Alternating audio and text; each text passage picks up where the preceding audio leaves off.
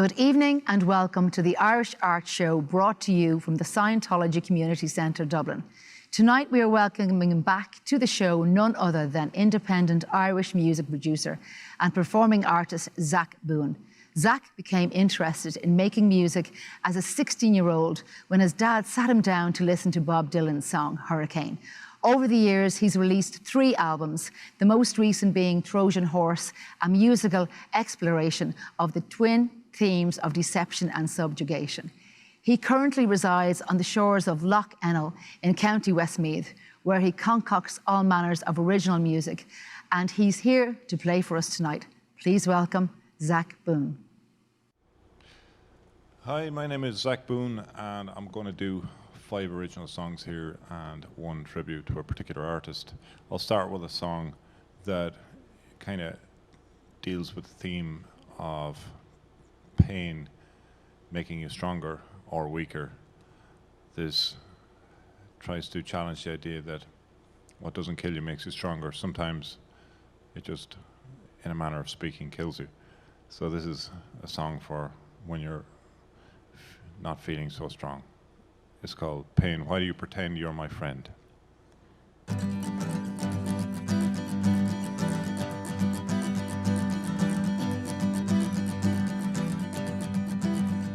Everyone goes, not you. Everyone knows when it's time. Why do you stay till the end?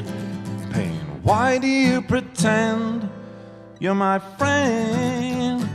You say I just can't see it, but you're good for me. You say that you make me stronger.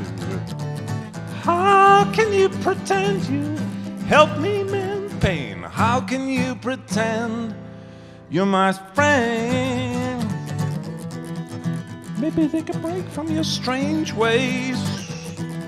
Spend a little time on your own. Look at all the fish in that big happy sea. You don't have to waste all your time on me. What do you see in me? I show you no loyalty. You could have anyone you want. Pain. Why do you pretend you're my friend? I remember when I didn't know you. Everything was fine. I remember when I didn't know you. Everything was alright. You still never say why you stay. You say you're gonna find out one day. But if you won't make it go away, pain, why do you pretend? Why do you pretend, pain? Why do you pretend you're my friend?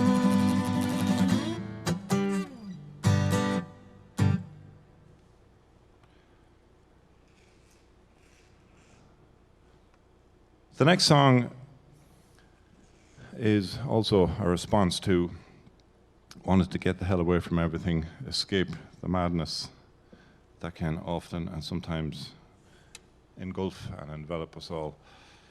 I'd lived in too many towns, too many cities, and fantasized about getting away, so I Googled the most remotely inhabited place on the planet, and what came up was an island in the middle of the Pacific Ocean, inhabited by between 120, 200 people, 1 road, 1 cop car, 1 shop, 1 post office, 10-day trip by ship to South Africa. That island is called Tristan da Cunha. The song is about the island. The song is called Tristan da Cunha. I was sitting beside the sea, dreaming of you and me. Oh, my little island in the sun. I was thinking of all the fun, all the memories, all the little foolish fantasies. Well, I know you're remote, you're a whole week by boat, but you're worth the longest trip on earth. Tristan da Cunha, it's hard not to miss you. I've been all over, but nowhere compares. Ooh, ah, Tristan da Cunha. I could get a ticket, I could get this done, I could really do it.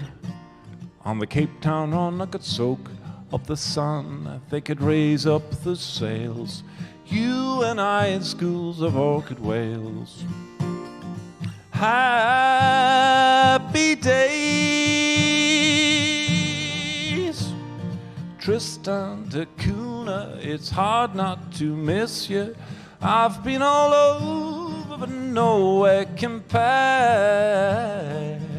Ooh, ah, Tristan da Cunha, you're an inaccessible archipelago. You're an Arthur Gordon Pym's, Edgar Allan Poe with your birds and your trees and your hives for your bees. Edinburgh of the seven seas, Isle of oceanic Valkyries. Tristan da Cunha, it's hard not to miss you. I've been all over, but nowhere compares. Ooh, ah, Tristan da Cunha. Maybe you could stay this June, see a full Tristan moon. Maybe you could sing this tune to the Tristan commune. Tristan da Cunha, it's hard not to miss you. I've been all over, but nowhere compares.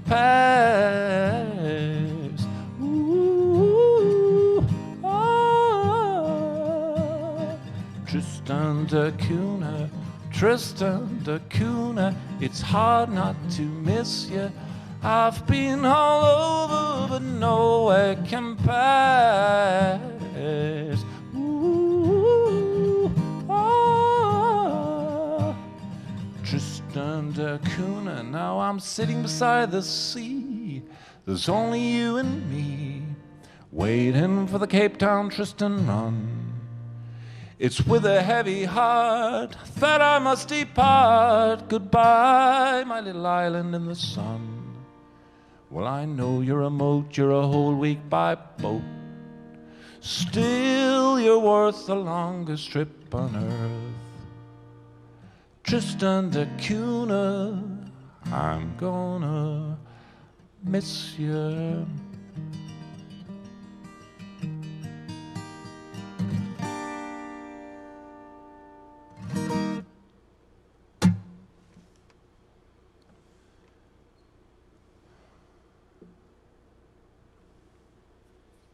This next song, I suppose, is about unrequited, unreciprocated love.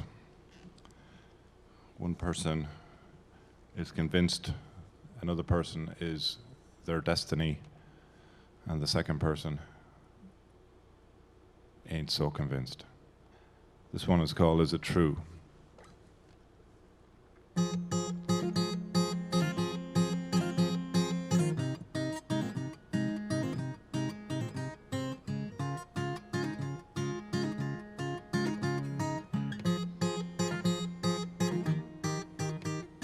Yes, there was a girl I used to know, soft as Tupelo. Well, she talked a lot about a plan to find the perfect man. Deep in sleep she conjured up a song written for a king. On that fateful day he come along, she turned to him to sing. Is it true? Am I sworn to you? Am I yours by design? Is it true? I was born for you. I am yours. Are you mine? He said, I like your company and what you bring, especially when you sing. But your destiny is not with me and will never be. Do you really think that I belong in your melody? You should try to write another song called Reality. Is it true? You can't start and you can't rewrite your plot line. Is it true that I'm part of you? I'm not yours. You're not mine. She said, don't go. Don't go. Please don't.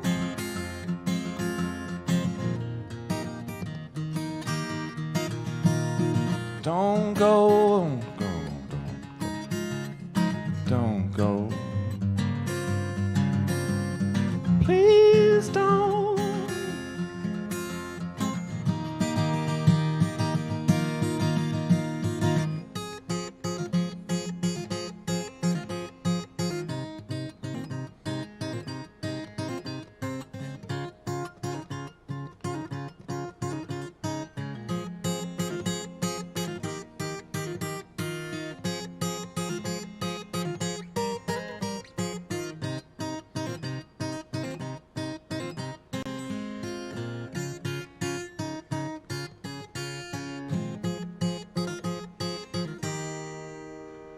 Well, they say it's pointless trying to fight what you know is right,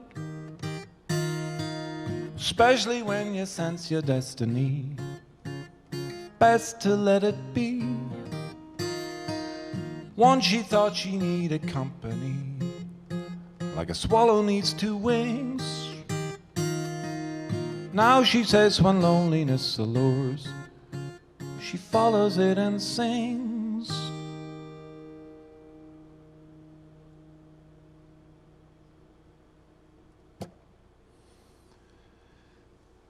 This next song is a song about something you might try to say to somebody who is, again, feeling a little bit down, who can't see their true value. You seem to be able to see it a lot better than them. This one's called Beautiful.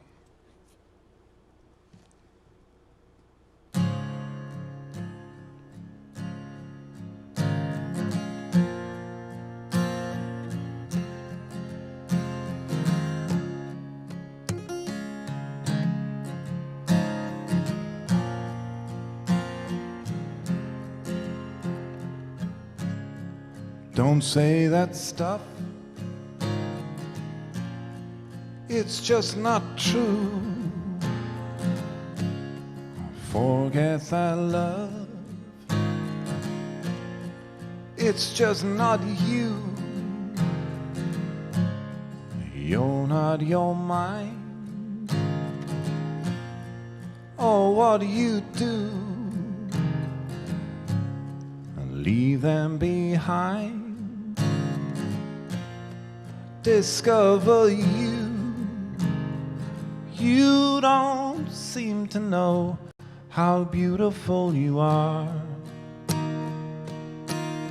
how you've come so far. Look at who you are. You don't seem to notice all the things you've got, obvious or not. Look at what you got.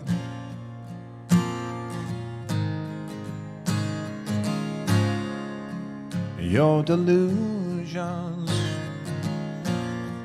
control your mind. Those illusions make you blind. FEAO, acronym for false evidence, appearing real. You don't seem to know how beautiful you are, how you've come so far. Look at who you are. You don't seem to notice all the things you've got, obvious or not. Look at what you got.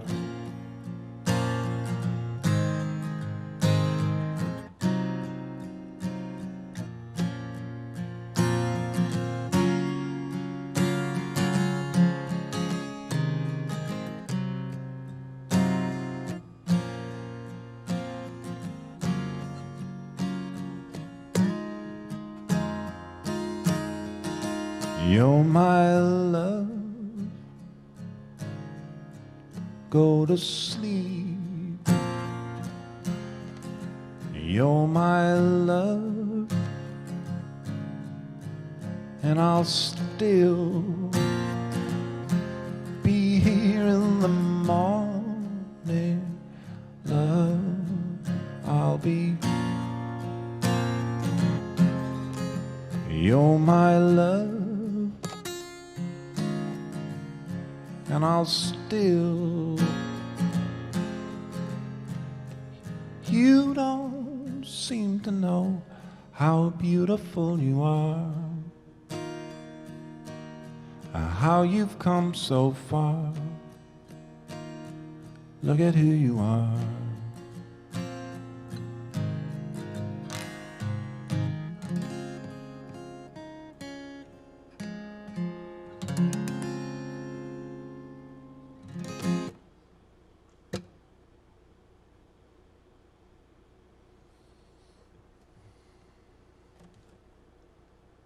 This next song was one of the first songs that ever came through me, as I like to describe the songwriting process. And I suppose, as they say, lying in bed one night, jumped out of bed, something was in my head, had to get it down, didn't make sense. And that was several decades ago. Then I got a call there about 6 months ago from an American film production company that had discovered the song online. They happened to be making a series that's coming out this year on Netflix, and the title of the series they're making was exactly the title of the song. So they just Googled to see, on the wild chance that there was a song out there with the same wacky title as what they're calling their series, and there was a song that I'd written about 25 years ago. And the song is called Spooky Kisses. This is it.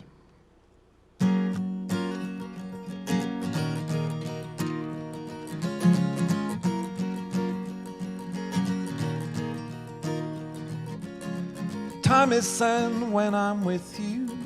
You make stop when I ask you to. I really don't mind staying in tonight. So much better in the fading light. Ease yourself right over here. Promise, baby, you got nothing to fear. Come closer now, it's hard to see. Show me, baby, you got something for me. Woo! Spooky kisses make me shake all over. Woo! Spooky kisses make me shake all over. Woo! Spooky kisses make me shake all over. Woo! Spooky kisses make me shake all over. Something's in the room tonight. It's creeping Creeping round, can you feel it too? There's no need to be uptight. I think you know what me and you should do. Touch my heart and feel it beat. Leave your hand, baby, it feels sweet. I know a game that passes time. Ring this bell, honey, make it chime. Woo! Spooky kiss, make me shake all over. Woo! Spooky kiss, make me shake all over. Woo! Spooky kiss, make me shake all over. Woo! Spooky kiss, make me shake all over. Time is sad when I'm with you. I really don't mind staying in tonight. It's so much better in the fading light. Ease yourself right over here. I promise, babe, you got nothing to fear. Come closer now, it's hard to see. Show me, baby, you got something for me. Woo! Spooky kiss, make me shake all over. Woo! Spooky kiss, make me shake all over. Woo! Spooky kiss, make me shake all over. Woo!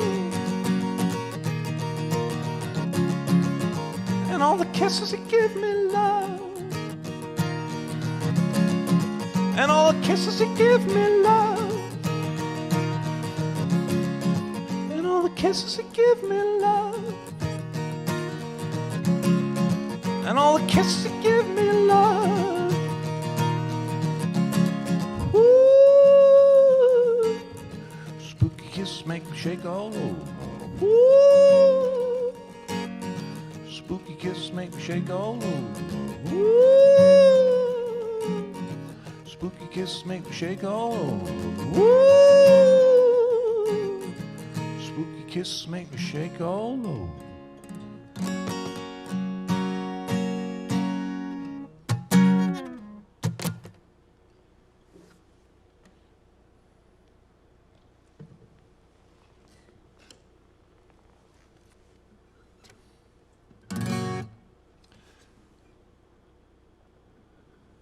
Contemporary music, as they say, we say the last 100 years, was created and influenced by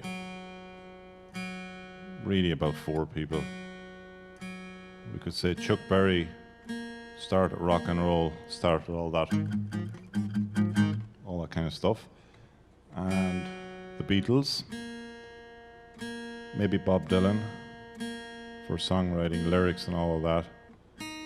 And probably the most influential of them all, unfortunately, died 6 years ago, 2016. Like so many people, like Prince and Leonard Cohen, they all seem to go in the same year.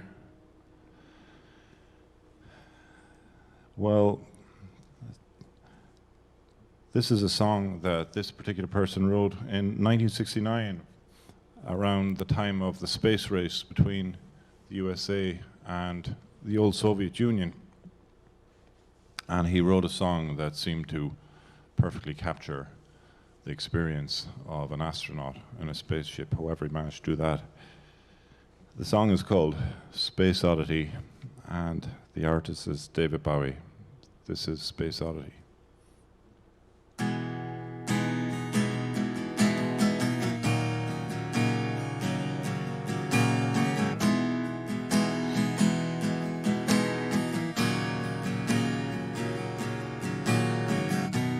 Ground control to Major Tom. Ground control to Major Tom. Take your protein pills and put your helmet on. Ground control to Major Tom. Commencing countdown, engines on. Check ignition and may God's love be with you.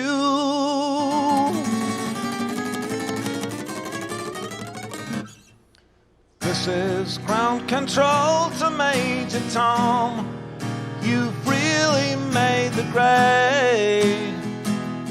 And the papers want to know whose shirt you wear.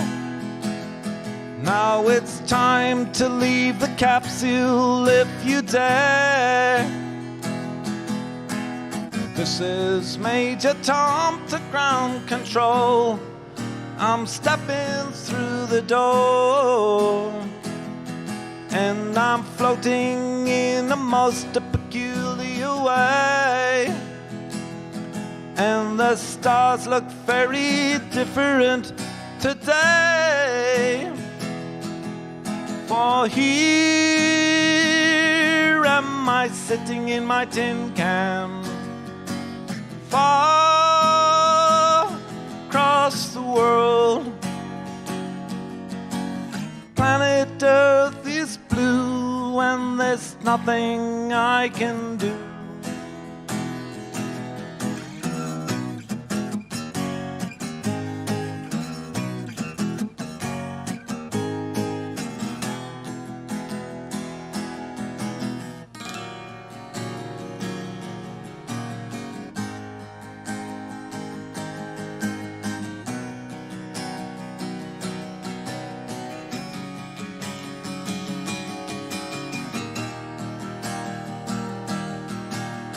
Oh, I'm past 100,000 miles. I'm feeling very still, and I think I know which way my spaceship goes. Tell my wife I love her very much, she knows. Ground control to Major Tom, your circuit's dead. There's something wrong, can you hear me, Major Tom? Can you hear me, Major Tom? Can you hear me, Major Tom? Can you hear? Am I floating in my tin can, far across the world? Planet Earth is blue and there's nothing I can do.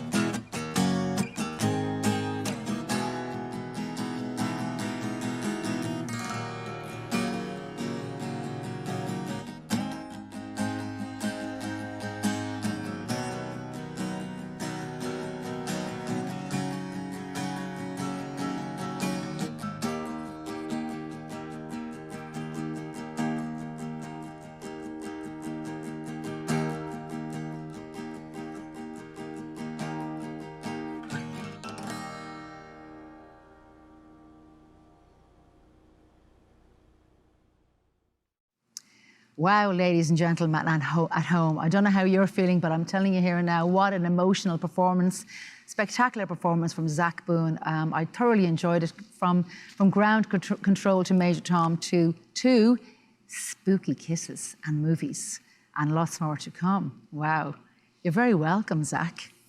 Thank you, Angel. I've seen loads of images of you on Facebook, and now I'm about 1.5 meters away from you. So you are real. A real angel. Where did you get it? Yeah. You know, you're very welcome, as I said. And so you're an independent Irish music producer and performing artist. But could you tell me, like, how it all began for you? I know, like, a battered Spanish guitar seemed to be at the beginning of it. But obviously your dad was your influence, or were you always musical? Did you always know you were born to be this person? Absolutely not. No. It was an accidental discovery, and it was very relatively late in life. I was 14, and remember the program The Tube that was on Channel 4? And it was presented by Paula Yates. You remember Paula Yates? Paula Yates, yeah. Jules Holland. And U2 were playing. There was footage of them playing in Red Rocks, Colorado, Under a Blood Red Sky it was called. And they were doing Sunday Bloody Sunday, which had just been out a year. And it was a Friday evening, I'd just come home from school. I was on my own in the house, turned this on, and it just absolutely rocked my world and soul. So, something kind of happened inside. Nothing had ever captivated me to that level. And that was the start of it. So I would literally have U2 to thank for my lifelong not just passion, hobby, in inverted commas. It's my life. It's how I earn a living, from my day job to writing, composing, producing music for people. It all came from that one Friday show. evening. Yeah. While I was here watching you perform there, I'm obviously really interested in your lyrics and how you present it to us. And I feel like every lyric that you sing is very close to your heart. And for me, it's almost like looking into your soul. And I think that's where your songwriting is coming from. Am I right? Yes, some of them are for sure, and some of them are nonsense, throwaway, fun songs like Spooky Kisses, which means nothing. It's not, particular to any person. But yeah, there'd be. And there I was thinking you were getting spooky kisses from someone. Yeah, so that's no. It was a melody that came into my head, and the rest is history.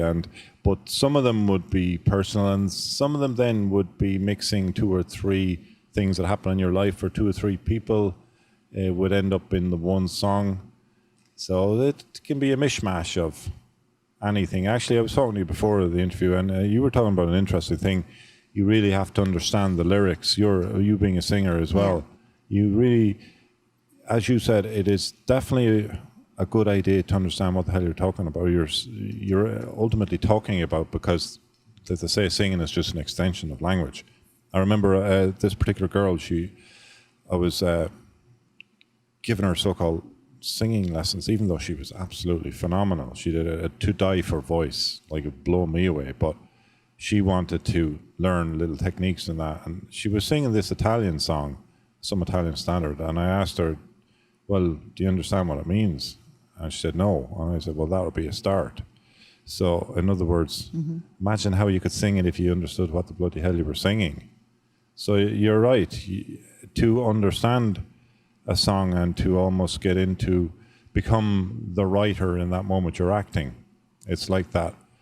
When I sing that Space Oddity song, David Bowie, you have to almost imagine yourself in the space capsule. I could feel that from you, actually, to be honest with you. That's interesting, because when I was singing that, I was imagining, as insofar as we can, what it must be like to be in a space capsule. Yeah. And I suppose it goes back to what you were saying. You really have to believe in the lyrics you're trying to project. Well, I don't think as vocalists you can portray a song properly if you don't understand it or don't even like the song. And I always think that if somebody says to me, I love this particular song, I always think there's something about them in that song that they love it so much. 100%. Because, as they say, the personal is the universal. Anyway, it's, sometimes people say to me, God, fair play to you for exposing the most sensitive, vulnerable part of you in a song. And I said, well, it's a universal thing I'm talking about. Anything I'm singing about is not an alien concept, if that makes sense. Yeah, but it's your way of putting it across, I would say. I suppose it's, and it's also the idea, if you're going to do it, kind of do it all the way. Absolutely. Don't be half do it all the way for half of the world. Yeah. Tell me about Spooky Kisses and the movie. I mean, I know you probably think it's Spooky Kisses is the throwaway kind of song, but I have to be honest with you. When I heard you mention the name Spooky Kisses, I just think that's such a great title of a song. That's interesting. It's one of these things that probably works on some psychological level we don't understand. It's a coupling of 2 words you wouldn't normally put together. And I love the fact that I can't totally explain why that happened. It's not that I'm putting it in any similar category, but to hear a title like Purple Rain, Prince, Purple Rain, I mean, what the bloody hell does that mean? But there's enormous power in it, and Nick Cave talks about that as well, that sometimes a title that you can't obviously explain what it means can be more powerful than when you spell something out for somebody. So Spooky Kisses was something that just came into my head. I didn't plan it, and sometimes they're the best things. And how does it feel when somebody takes on your song and uses it for their own creation? It feels incredible, because if I dare say, myself and yourself are into the same stuff, from judging from the conversations we had earlier. And I do feel that these things come from somewhere else outside you. So to see that thing resonate with someone else, again, it gets back to the notion of what is universal. Mm-hmm. So love is universal, heartbreak is universal, and so on. So if the thing that you ended up being a vessel for its creation, if that resonates with someone else, it goes back to what you said. It's really that they see their own lives in that song. It's a reflection of what they went through. It's more than a nod to what you created. Can you imagine the joy that you're bringing to people outside of your own mind, of your songs, when people listen to it? And sometimes, as well, another thing I find that, say, two vocalists could sing the same song and they have a different idea of what it means. Yeah, completely. And that's great, isn't it? That some people can Especially interpret. Leonard Cohen, Hallelujah. Yeah, it's funny you mentioned Leonard Cohen's lyrical masterpiece, but his actual recording of that wasn't great relative to all his other stuff. Mm-hmm. The lyrics are killer lyrics, but if you listen to the original one, it's relatively weak, but then it's what Jeff Buckley did with it. He gave it life that it didn't have, even through Leonard Cohen, the original writer. It's a bit like that song Hurt that Johnny Cash sings. The original writer, Trent Reznor, if you hear him singing it, it sounds terrible. And Cash gave it life. So it can become something else through another, as you said, interpreter or expresser. Do you, or have you had somebody else sing your songs? And how would you feel if somebody else was singing a song? Not off the top of my head, but I would be thrilled to hear someone else sing a song that came through me, as I keep saying. That sounds like a weird expression too, but I really don't consider us the writer or creator of these things. It's because if anyone who's ever been a creator, you feel compelled to do it. Sometimes you don't even have a choice. There's a compulsion to finish this thing. It feels like something's working through you, and all the writers say that. Well, then I would probably say then that probably, regarding the conversation we're having here, that your first album, Somewhere Beyond, so that must be what you're feeling, that it's coming from somewhere beyond you. Yeah, that's exactly what that was. That was a weird thing. That to hear that resonate with. There's a guy I teach. I'm a music teacher all day, but anyway, in the class, and he goes mad for that album. He's been listening to that for a couple of years, and to hear a 19-year-old absolutely get it. And he was with his other mate on Saturday night, and they were doing what 19-year-olds do, and they listened to that album back, and the two of them were looking at each other going, "Man, this is out there stuff." And that gives me enormous kick to see other generation experience exactly what I intended them to experience, if that makes sense. It's amazing. I love that. That's a mind-blowing thing. I love that. To see, you're trying to, because I was going through a profound awakening at that time, and so the album is a reflection of that. Somewhere Beyond is a great name for it, I have to say. And then I love this. Then you left urban life for a lakeside cottage to obviously create another album, Escapade. But tell me about obviously leaving urban life, and the lakeside cottage sounds incredible, and also the song at the chosen by the BBC. Well, some of these things sound like a grand design and brilliant orchestrated thinking, but some things are more a case of doing something to save your own sanity.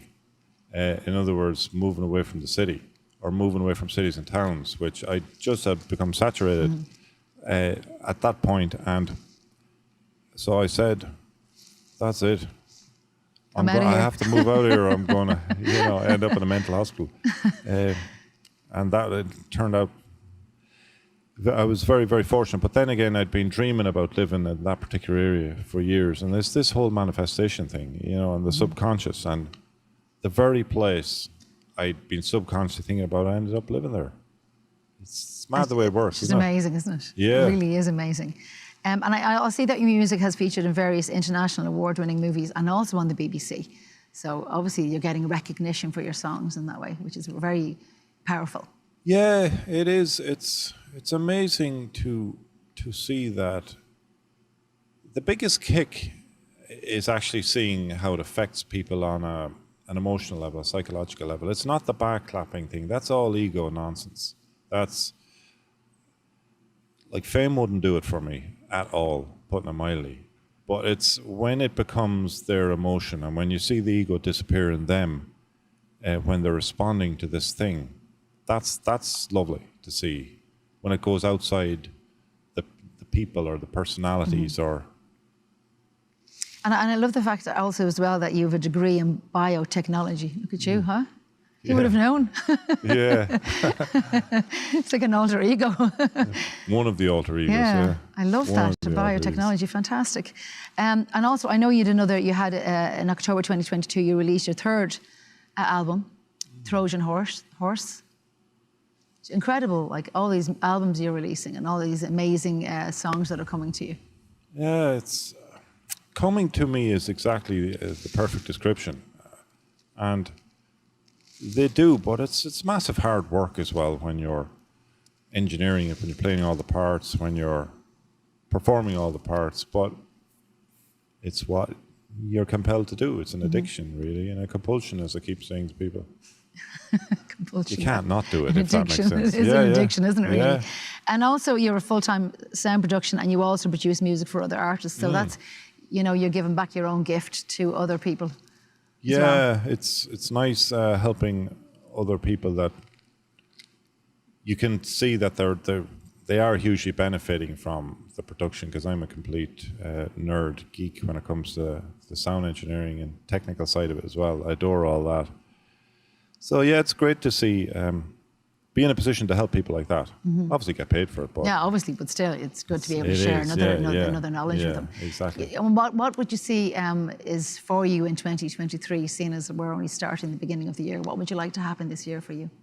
What I would like to happen is happening. I had a great chat with Asha earlier, and the personal stuff for me is really, as much as possible, watching the ego and taming it and making sure it doesn't get too out of control. And I like that. That's really my focus, and I'd highly recommend it. Excellent. I love that. Where can people contact you, Zack? I'm